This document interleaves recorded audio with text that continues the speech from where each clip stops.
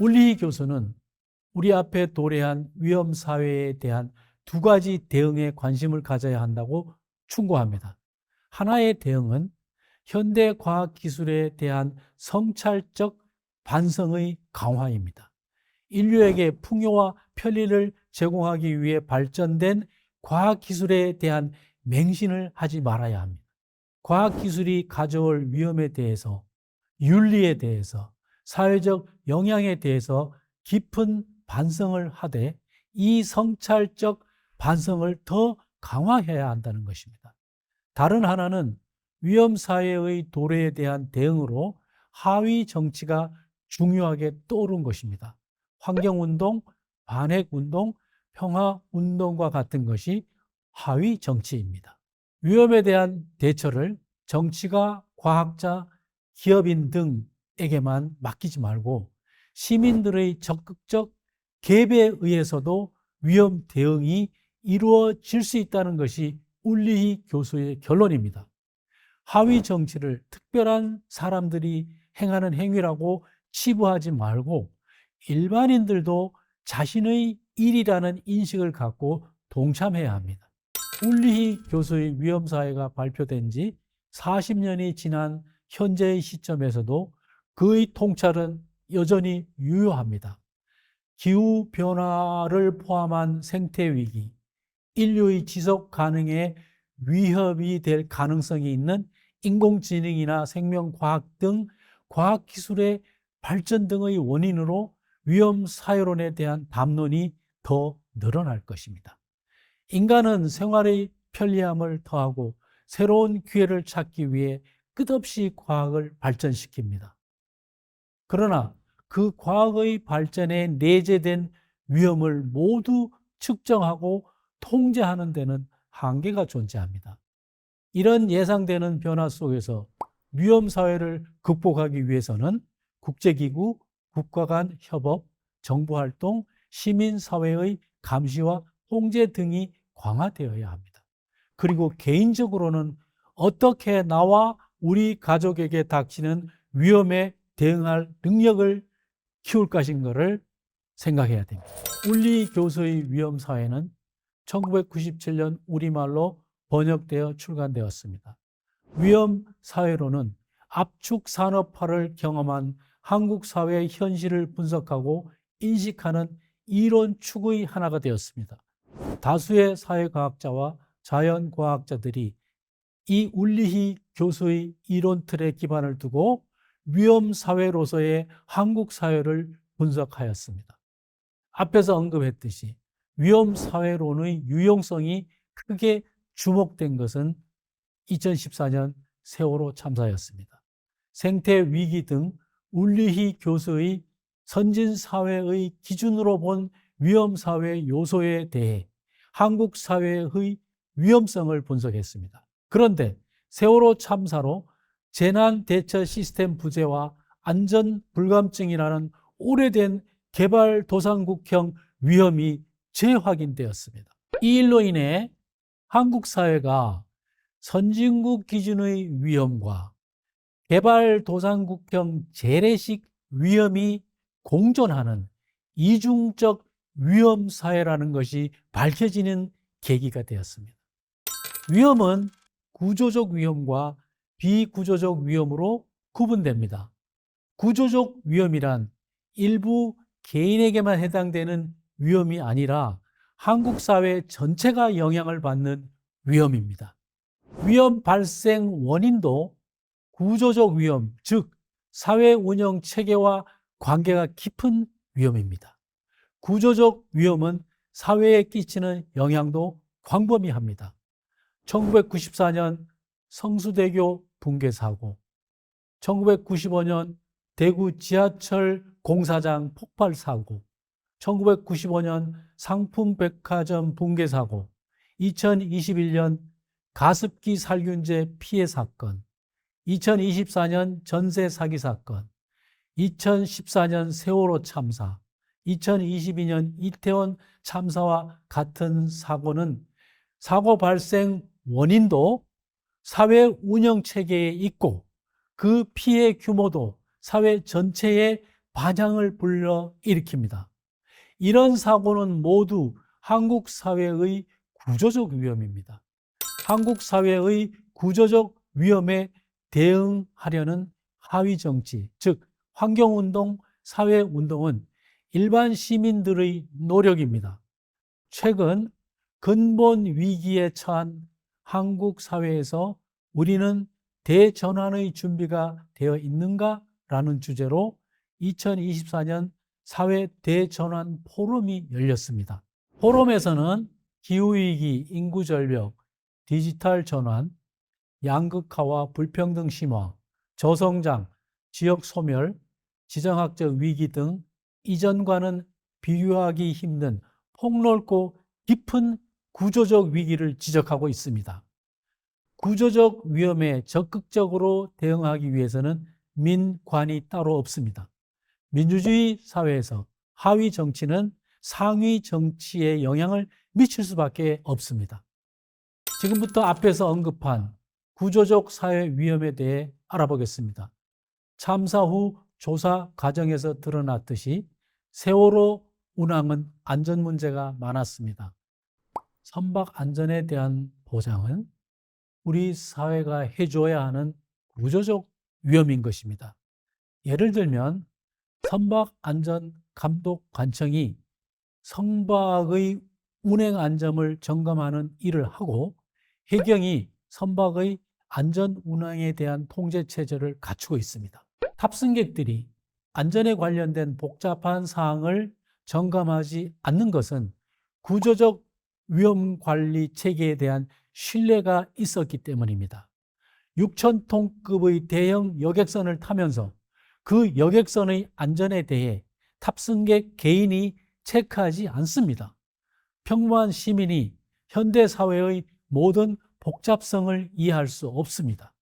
분업에 의해 우리 사회 체계가 각 구성 요소들이 안전체크 역할을 대신합니다. 국민과 국가 간의 협약 관계가 이루어지는 것입니다. 세월호 참사에서 이러한 안전체계가 제대로 작동하지 않았습니다. 사회 부패, 윤리 경영, 기업의 사회적 책임 등 한국 사회의 구조적 문제가 복합적으로 작용했습니다. 원래는 현대사회의 구조적 위험을 사회 통제라는 구조적 체계를 통해 상식적으로 받아들일 수 있는 수준으로 낮추어 주어야 합니다. 통제는 물론 비용이 들어가기 때문에 효율적으로 할 수밖에 없습니다. 즉, 통제 비용 대비 위험 경감의 비율이 효율적일 때까지만 이루어지게 됩니다. 성숙 사회와 그만한 수준에 이르지 못한 미성숙 사회의 차이점은 바로 이 효율성의 수준에 있습니다. 통제 비용 대비 위험 경감의 함수 관계는 한계 효용 체감의 법칙이 그대로 적용됩니다. 즉, 어느 정도 수준까지 통제를 실행하는 데는 단위당 효율이 매우 높습니다. 들어간 돈에 비해 효과가 크게 나타납니다. 그런데 점차 통제 수준이 높아지면서 이 단위당 효율은 체감합니다. 돈을 더 들여도 효과가 별로 나타나지 않습니다.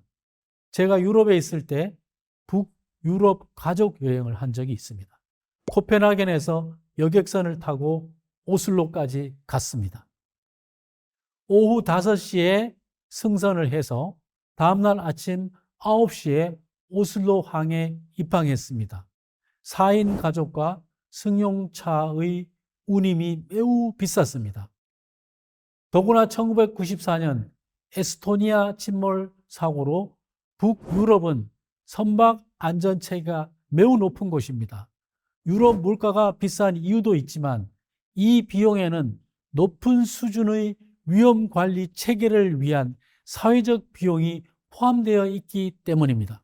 배를 바다에 띄우고 서비스를 제공하는 그 이면에 숨겨져 있는 비용, 예를 들면 배의 안전을 점검하고 항해를 지원하고 통제하는 등 위험을 관리하는 비용이 들어 있습니다.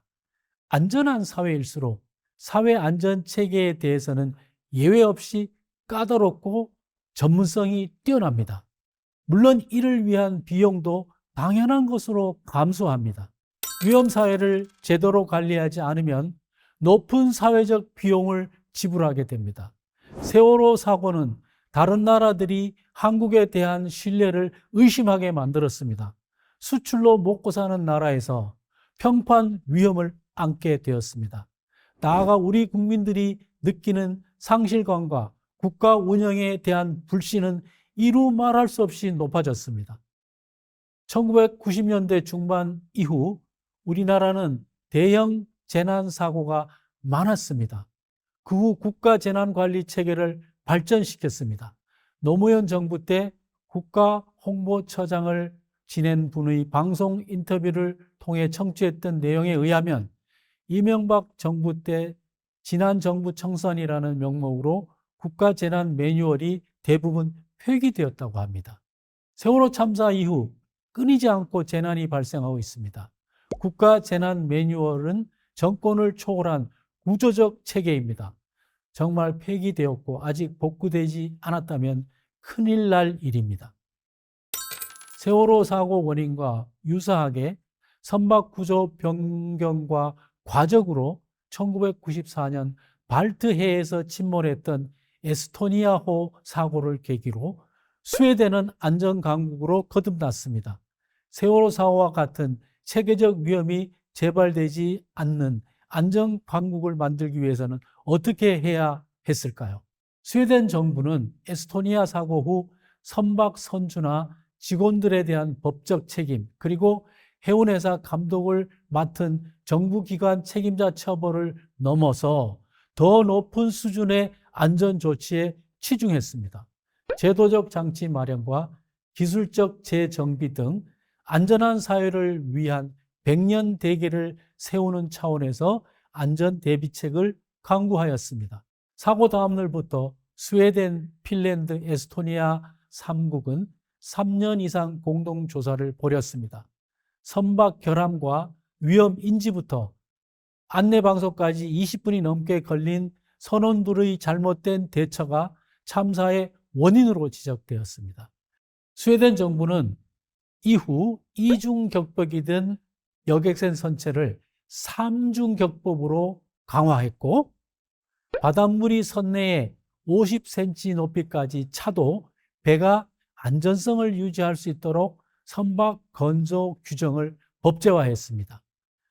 위기 상황별 행동 지침을 만들고 선원들이 숙지하도록 했습니다. 우리나라의 안전 불감 문화 원인에 대해서도 지적했습니다.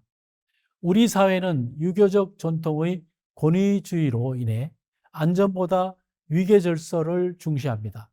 과거 고도성장 제일주의로 인해 안전 문화가 뒷전으로 밀려났습니다. 경제가 발전한 이후에도 성장 제일주의가 완전히 극복되지 않았습니다. 이런 사회 운영 방식은 사회 안전망 악화를 가져오고 안전의 질 저하로 이어집니다.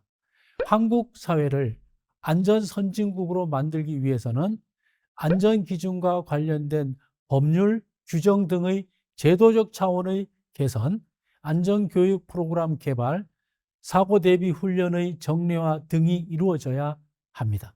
더불어 상식과 자율이 우선시되는 풍토 조성, 준법 정신 증진, 상명하복의 권위주의 문화에 대한 성찰, 공동체 의식과 연대 회복 등의 시민들의 안전 민감 문화 정립의 필요도 있습니다. 의식이 관행으로, 관행이 전통으로, 전통이 관습으로, 관습이 문화로 전이하므로 안전 100년 대계의 사회 운영 체계가 중요합니다. 마지막으로 존경받는 정부의 리더십이 없다면 제도와 체계는 쉽게 무용지물이 될 수 있습니다. 존경받는 정부를 선택하는 책임은 유권자들에게 있습니다.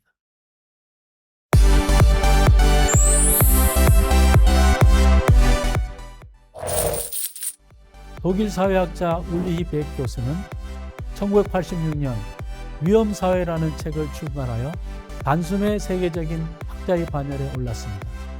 유럽은 산성비와 체르노빌 원전 폭발 사고로 산업화와 근대화에 대한 성찰을 하게 되었습니다.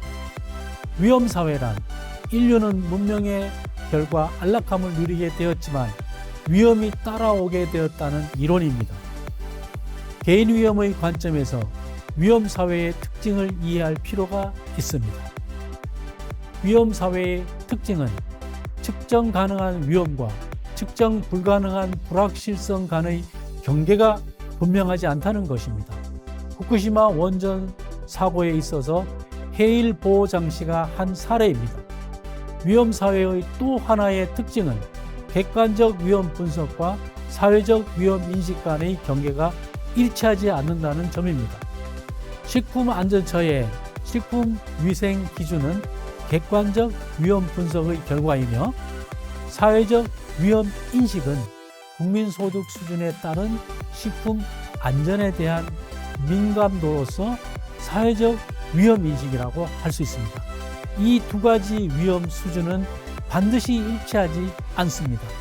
울리히 교수가 지적한 위험 사회의 특징은 위험의 강한 전염성, 위험의 글로벌화, 과학 발전과 함께 증가하는 위험 인식, 안전 가치와 평등 가치의 반비례성, 안전의 공공재 성격 등입니다. 현대 사회의 성찰적 반성의 강화와 환경운동, 평화운동과 같은 하위 정치의 중요성이 울리히 교수가 주목하는 위험에 대한 대응입니다. 지금까지 세계적인 석학 울리히 교수의 위험사회에 대해 알아보았습니다. 여러분들이 위험관리의 이론적 토대가 되는 위험사회를 이해하는 데 도움이 되셨기를 바랍니다.